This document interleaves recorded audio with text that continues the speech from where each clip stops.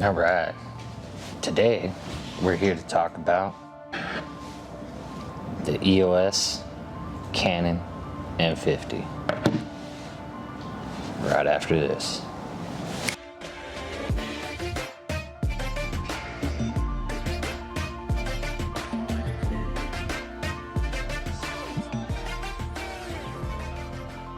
All right, we are back. So today we have the Canon EOS M50. See some B-roll clips of it. What it has is a fully movable and flippable screen. That is a 3-inch screen. It weighs approximately 390 grams. Unless you get this nice little cage that we got on this one right here. This cage has a bunch of mount points on it, from 1/4 inch down to super small. Looks like a couple 1/2 inch ones as well. But yeah, very useful. Base plate for any of your tripods or gimbals fits in there with the 1/4 inch, and there's also the 1/2 inch. This is an APS-C sensor, so it does have a 1.6 crop factor on it. It also has a almost 4K viewfinder, almost, but it is a digital viewfinder. It's exactly 2,360 pixels, or K. It's got a little sensor thing too, so it blacks out the screen when you're going to bring your eye up to the actual sensor, which is pretty cool, and also can be annoying, but is a nice little feature if you take a lot of photos. With the photos, it shoots on continuous high-speed mode at 10 frames per second, which is almost 12 frames a second, old school movie, which is kind of like choppy old school movie style. It also has another 1.6 crop factor in 4K, which is a bummer. But it does make the 1080p feel way higher quality. The high frame rate, 120, is at 720p. But I haven't really noticed any issues with that. It seems to be great. It is an EFM mount. The max resolution of your images for photos that you're going to get is a 6,000 by 4,000. So almost 8K. It also has a Bluetooth and wireless connection, so you can connect it straight up to your phone, get your photos, send them all off, do filter edits if you want to do all of that right there on your phone. It's just a nice camera in hand. It's a beautiful little camera. I think it does great. It's mirrorless, hence the digital viewfinder, which I like the digital viewfinder. I feel like you get a perfect representation of what you're going to get for the photo inside of your viewfinder on this thing. And you can also attach a bunch of different older lenses and stuff if you go and get one of these Voltrox or any kind of adapter, but I would say Voltrox. So far they have not let us down. Beautiful product. They got speed boosters and adapters. Beautiful, beautiful, beautiful. Yeah. Are you doing a M50 video without me? Yep, thus far. That's terrible. Just scoot over. You can't do this. I have to get in here and say something, because this was my first camera. It is. It's a workhorse. I mean, it's not gonna be the absolute sharpest. You're not gonna be able to shoot billboard pictures with it or anything like that. But if you're shooting like internet content, I can't think of a better way to start out. This camera is a great way to start learning photography or even start learning videography. It taught me a lot about working a camera, working in manual mode, you know, lenses and, you know, primes and all that stuff when I was first getting into photography. This was my very first actual camera. Really, really great for what it is, especially if you're gonna do stuff like vlogging. My vlogs, a lot of my vlogs on my first channel, DJ The Boss, were done with this flip out rotating screen. extremely useful when you're up and on the go or just at home trying to get some quality content. If you want to step up your content and just from your cell phone and you're wondering if it's going to be worth the step up from your cell phone, the M50 is an easy yes. An easy, resounding yes. I would even have to say, excuse me for a moment if you wouldn't mind. I took his chair. Yeah, do that. I'm a little shorter anyway. I would say it's even an upgrade massively from like a T7i? From like an actual DSLR. The big issue is that you're looking through a mirror here, so you're getting a reflected image that isn't going to be exactly what you see on the screen or what the picture is going to look like, which I've honestly only ever shot mirrorless, so I don't really have a whole lot to to reference. Yeah, as this is being my first camera, being a T7i, or not, I had the T3i, I think was my first one, but I've been with the Rebel series for a while, and it's just because they're cheaper cameras and they take good pictures. It's got the same megapixels as this, but it's not as crisp. Not nearly as crisp. You're not going to get nearly as clean of an image. Yeah. And so we're back from hospice. Yeah. So.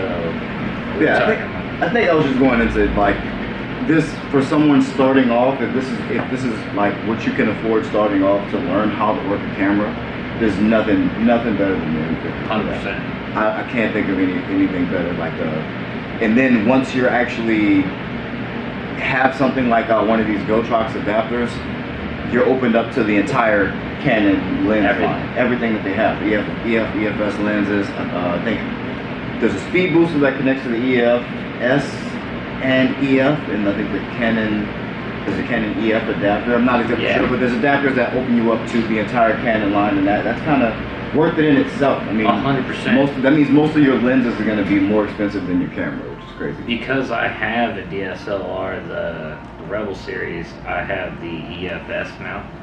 I can put them all on this camera and use all of my lenses on this camera.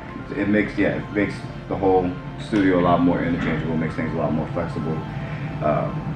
And yeah, if someone has a junk sale of all their old Canon lenses, then you can actually take advantage of stuff like that. Take get some nice glass for this camera, which is really, really good. That's really good because like you're basically wasting the glass on this body. Yeah.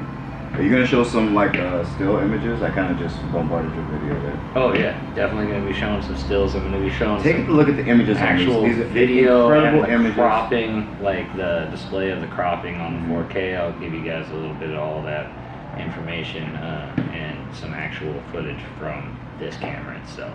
Yeah, I think when I first got it, I had some like with the camera by itself shooting video. It's very, very tiny, so you get a little bit of handshake. But I think the more weight you add to it, the better it's going to be for video, which is why you see us put the cage on it and stuff like that. Helps out. We even had like one of the extra hand grips on it to help even it out quite a bit.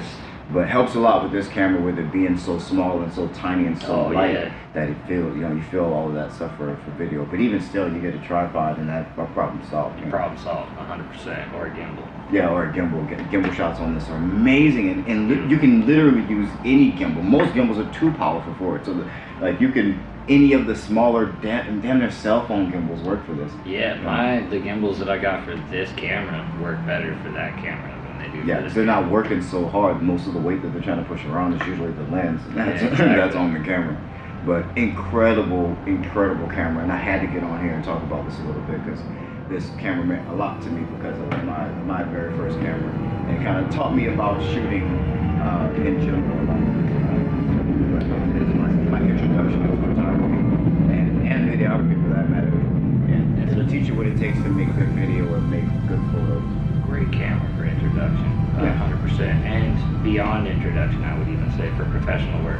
You can definitely do some professional. We definitely still use it on shoots here. It's a B-roll camera. I mean, it shoots in 4K, 24 frames. I think it may even have 1080, like I said, is outstanding. 1080 is beautiful for us. All the 1080 projects, we can have this as a B cam. It's beautiful. You put some sharp glass on this, and you're able. Photography-wise, it's up there with the rest. You can get amazing photos with this in the Yeah. kit lens. The kit lens is yeah. amazing. I mean, the kit lens was dope. It's just Yeah, the edge is a little bit softer, but you got a kit lens, and it's like 15, 30 mil, but yeah. the glass just isn't as like.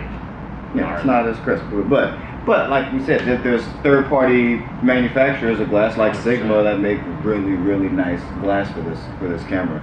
Yeah, and there's I think it's you can well worth it. rehouse your glass, buy better glass, rehouse it in your kit lens, and have better glass in your kit lens. Yeah, as far as being a All right, let's try this for number trace times. Good Jesus, we have so much freaking issues every time we go to try to film something. Some part of something dies. I don't understand how I take a fresh battery that says it's fully charged, put it into the camera. It's been off most of this time while we're waiting for other stuff to charge. I want to know if any other filmers or any other people that work with cameras have this problem with the battery meters on everything, that they're either full or they're about dead. to die. Yeah, like, or it's blinking dead. There's those bars are whether there's 3, 4, 5, or 6 bars on your battery. If it doesn't say full bars, it's probably about to die. Yeah, soon. you got 5-10 minutes. Yeah, max. exactly. Like, Anytime I look at my battery and it doesn't say full, I have 5 or 10 minutes. yeah, If it and doesn't then say you're full, completely then black you're screen assed for out. death. So that's why I carry like 6 battery backups, just because. Smart. I thought I was carrying a lot when I carried 3, and 2 of them were usually his. I usually carry at least 6. I think 4, 5. Yeah. 6. It's crazy. Love the M50. I can't wait till you guys see the sample 4K footage.